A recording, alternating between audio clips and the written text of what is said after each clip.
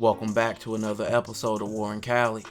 In this episode, I'ma detail the mob Pirus.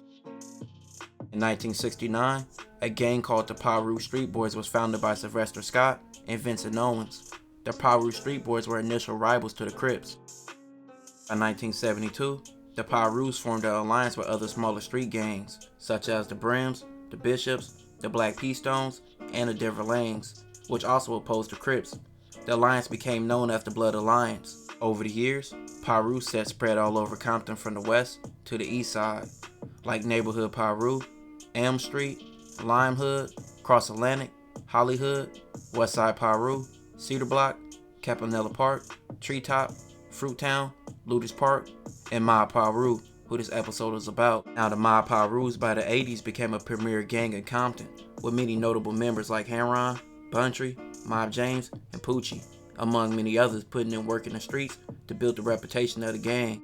Going into the 90s, the Mob Pirus would become a major force, not just in Compton, but all over the world. And that wouldn't be just for putting in work in the streets, but for business. And the man behind that would be the notorious Suge Knight. Suge Knight was born in Compton and was a D1 football player who briefly played in the NFL. After his career didn't work out, he became a bodyguard for people like Bobby Brown and even started his own publishing company, where he would first start pushing his weight around the industry, making Vanilla Ice sign over his royalties by force. Now the Pirus and the Crips and Compton rivalry was already intense before the 90s, with the two sides beefing for already almost 2 decades at that point. But with Suge Knight's help, he would take the beef to another level. Dr. Dre and DLC wanted to leave Rufus Records with them already affiliating with Suge Knight. He took it among himself in 1991 to get them out their contracts. There's many stories circulating on what happened between Eazy-E, who was affiliated with the Crips, and Suge Knight. Many would say Eazy-E was beat and threatened by Suge Knight and several Pirus after being set up by Dr. Dre, but many would say this was false. Either way, Suge Knight and Dr. Dre would start Death Row Records, and Suge would hire a staff full of Pirus for various positions on Death Row. And with Suge claiming Mob Piru, this would take the gang to higher heights than ever imagined. Suge put everybody in position to make money and be successful, but at the same time, this came with a lot of stipulations. The Pirus on Death Row staff was required to put in work, from shooting to fighting. They were involved in a lot of terrorizing the music industry, from backing Suge up.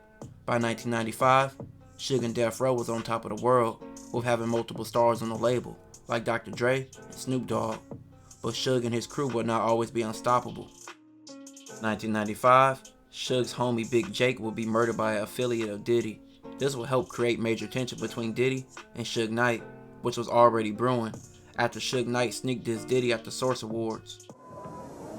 First of all, I'd like to thank God. Second of all, I'd like to thank my whole entire Death Row family on both sides, you know what I'm saying? I'd like to tell Tupac to keep his guards up. We ride with him.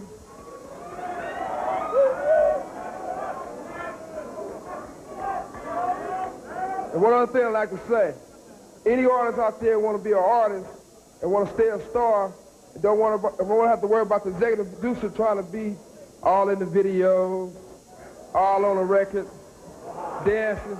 Come to Death Row.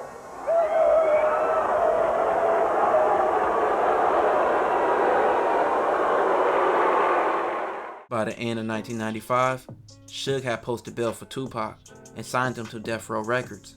With Tupac already beefing with Diddy and his artist Biggie, this intensified the beef.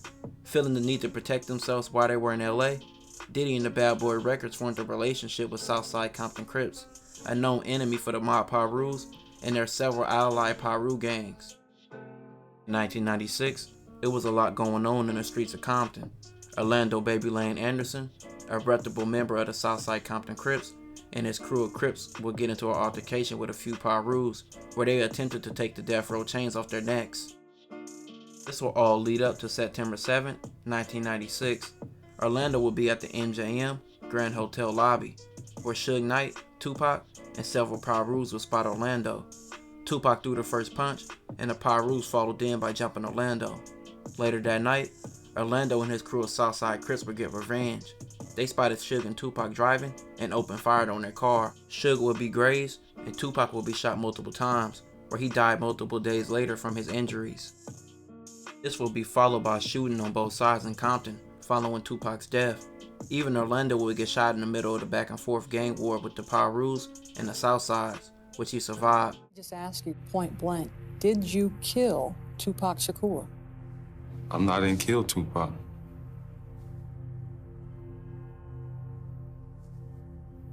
I mean, I don't know why, you know what I'm saying? They would even say something like that.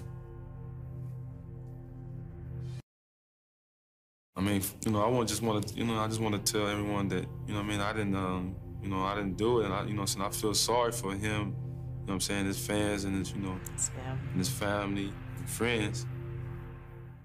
But he was later killed in 1998 in an unrelated incident. By 1997, Bad Boy Records rapper Biggie would die in LA on March 9th of 1997. This was immediately tagged to Suge Knight and the Pirus. A person of interest would be a mob Piru named Poochie. He was said to have killed Biggie. But death row would not be the same. With Suge Knight doing time in jail, several of his crew started dying, going to jail, and even some started separating from him. Even some of his artists started doing one of the three as well. Death row would go downhill.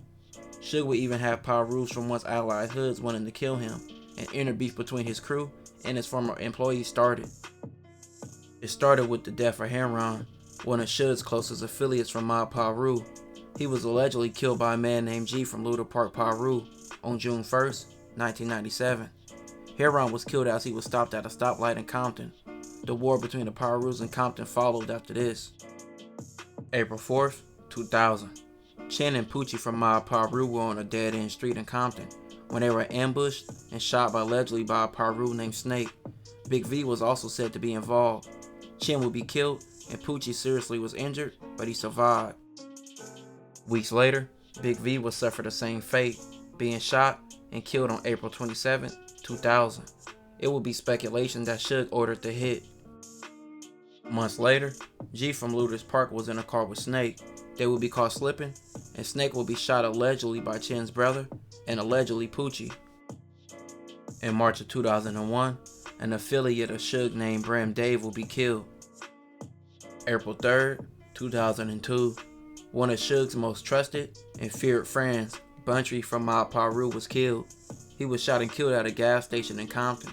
He was said to be killed by G and a man named Scar. June 7th of 2002, Scar would suffer the same fate, being killed, avenging Buntry's death. Hen Dog, an affiliate of Suge, and the person who designed the Death Row logo, will be the next person killed. He was killed at a chicken stand on October 16th of 2002. Several more shootings will happen back and forth, but the next biggest killing will come on July 24th, 2003. Just 2 days after his 43rd birthday, Poochie was shot 10 times in his back as he rode his motorcycle in Compton. Luda Rod from Fruittown was alleged to be involved in his death. All this back and forth killing will make the Pirus enemies. Once allies, now became mortal enemies. The Mob Pirus already were enemies to Crip gangs like the Santana Blocks and the South Sides, but now they would be warned with gangs like the Luda Park Pirus and a few other Piru hoods. The Mob Pirus have a notorious history, and a deadly one. But with that being said, let's get into some cases. Lonnie and several Mob Pirus were standing in front of a store in Mob's turf. A car stopped in front of the store, and someone jumped out of the car and fired over 50 shots at the crowd of Pirus, leaving Lonnie dead in front of the store.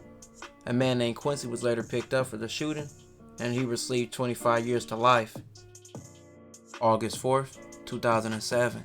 Lynn from Mob Piru and his group of homies drove in 2 cars in Linwood looking for Crips to shoot in a Palm and Oaks Crips turf. They seen a crowd of men in front of Ace Liquor Store. People in both cars started shooting at the man in front of the store, and 2 men, Timothy and Ron, were both shot. Both men survived, but a woman inside the car in front of the store wouldn't be so lucky. She was waiting on her boyfriend and was shot in the neck. She would lose her life. Video cameras captured the whole shooting, but couldn't identify anybody inside the cars that were shooting. Over 6 years later, January 29th, 2013, Lynn would get into a fight with his ex-girlfriend Tia. He was calling and sending threats to her phone that whole day. Lynn drove to Tia's apartment, where he would get into an altercation with Tia's new boyfriend Forrest and his cousin Jeremy. Lynn started shooting at them, leaving Jeremy paralyzed. Police arrived and found Lynn inside Tia's apartment with the weapon that he used in the shooting. He was arrested on the spot and took to jail. The 2007 shooting would be pinned to him as well. He would receive 146 years to life. July 2008, the police executed a massive raid of the mob Pirus called Operation Killing. The police would say the mob Pirus terrorized Compton for years, and with them killing an innocent victim in 2007, this was the final straw. Police investigation lasted over several months and included over 450 officers. Over 24 mob Pirus would be arrested for several crimes. On April 16, 2011, G-Mac from mob Piru, his cousin LaJuan, and his baby mama Brittany had a house party at their house in Compton. After the party ended, they decided to drive to Hollywood and go to a club called the Black Hole. They were accompanied by several other mob Pirus. Louis and Lorenzo from 5 separate neighborhood Crips and South Central seen the Pirus at the club. Lorenzo started banging and taking off his shirt showing his tattoos. He went up to the Pirus and asked them where they was from. G-Mac said this is Piru. Lorenzo dissed Pirus, and G-Mac pulled out a strap and shot Lorenzo multiple times, taking his life. Another man named Adrian was at the club and was shot multiple times, but he survived. Video cameras in the club captured the shooting, and it was showing G-Mac shooting the weapon. He received 89 years to life for the crime. On October 24th, 2012, Rob from Luther Park and Nico from Mob Piru were at Gonzalez Park in Compton. Nico challenged Rob to a fight, but he turned it down and walked away and made a phone call. Around 20 minutes later, Nico was leaving the park with a few people when a car pulled up full of Luther Park members. Nico seen who was in the car, and it was Rob, Mousy, and Honcho. They rolled their windows down and started shooting at Nico and the people in his car. Nico was shot 4 times, once in the head and 3 in the body, taking his life. Honcho, Mousy, and Rob would take the police on a high-speed chase before eventually being caught. The weapons used in the shooting were found and they were arrested. A woman inside of Nico's car would testify about the shooting, and this got Rob 75 years. On June 6, 2014, Pat hosted a birthday party for her granddaughter that had several people in attendance. She lived in Luther's Park turf. By 11 at night, she was on her front porch with her son-in-law Andrew and his mom Sherry. 2 mob Pirus would drive by named Kevin and Alvin. They seen Andrew and said, "What's up, blood?" and started shooting at everyone on the porch. Pat was shot but survived. Alvin and Kevin took the police on a high-speed chase but were later arrested. Andrew and Sherry would pick them out of a lineup as the shooters. Shooting got Alvin and Kevin both 75 years to life. On October 21st, 2014, a mob Piru named Sean was shot in the face. Cedar Block members were held responsible for the shooting. On October 23rd, 3 mob Pirus, Mitch, Tip, and baby ES drove to Cedar Block's turf looking for an enemy to shoot. Don and his cousin Emil were standing out of a van talking when the mob Pirus car pulled up and asked them where they was from. Both Don and Emil responded by saying they don't bang. Baby ES still opened fire. Mitch did as well, emptying his clip, but they both missed every shot. Don and Emil were unharmed. Mitch and baby ES both received life for the shooting still. We'll conclude this episode. If you haven't already, make sure you check out my previous episodes. Don't forget to like, comment, and subscribe.